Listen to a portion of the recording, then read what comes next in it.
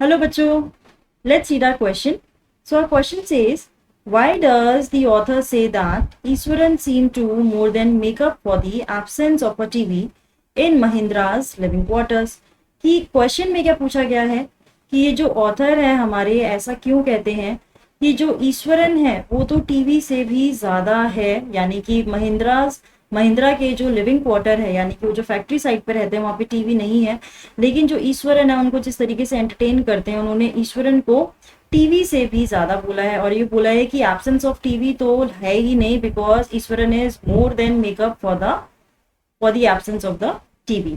ठीक है, तो चलिए समझते हैं ऐसा क्यों बोला गया, ईश्वरन में ऐसी क्या क्वालिटीज हैं जो हम उसको एंटरटेनमेंट का पूरा एक बोल रहे हैं कि he is a total pack of entertainment, right. तो चलिए समझते हैं अपना answer. The author says that Iswaran seemed to more than make up for the absence of a TV in Mahindra's living quarters because he could weave out endless stories and anecdotes on varied topics। कि जो ईश्वरन है उनमें एक quality है, तभी तो हम उन्हें स्टोरी टेलर बोल रहे हैं, कि उनके पास इतने सारे टॉपिक्स हैं, इतने एंडलेस एनेक्डोट्स हैं जिसको रिलेटेड होकर वो इतनी सारी कहानियां सुनाते हैं महिंद्रा को। He narrated even the smallest incidents with dramatic gestures. कि हम स्टोरी टेलर भी उन्हें इसलिए बोल रहे हैं क्योंकि उनका जो तरीका है स्टोरीज को बताने का बहुत ही ड्रामेटिक है। ठीक है, his stories were always loaded with suspense, horror and adventure. ऐसा भी नहीं है कि वो एक ही जोन में या फिर एक ही तरीके के स्टोरी सुनाते हैं। उनकी स्टोरीज कभी हॉरर होती हैं, कभी सस्पेंस से भरी होती हैं, या फिर कभी एडवेंचरस होती हैं बहुत ज़्यादा।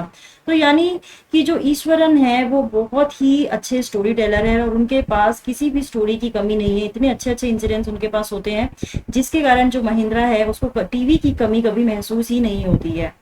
महिंद्रा भी देखिए, Mahindra would listen to his tales uncritically मतलब कभी भी उसकी स्टोरीज में कोई कमी नहीं निकालते थे, आराम से एंटरटेन होते थे, सुनते थे, एंजॉय करते थे।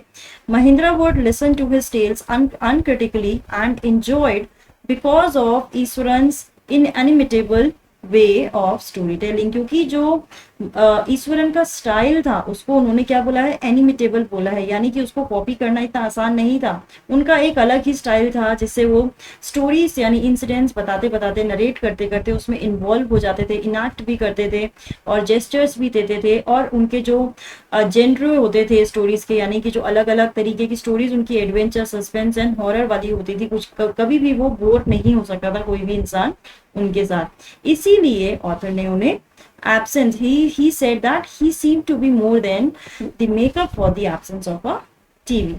तो बच्चों, I hope you have understood the answer. All the best.